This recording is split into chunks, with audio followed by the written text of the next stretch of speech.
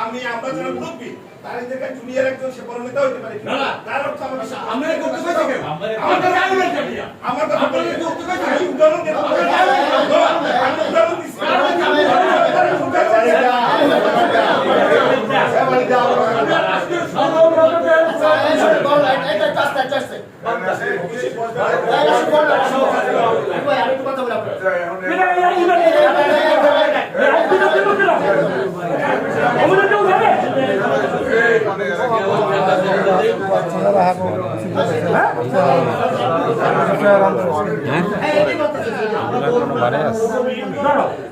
দিছি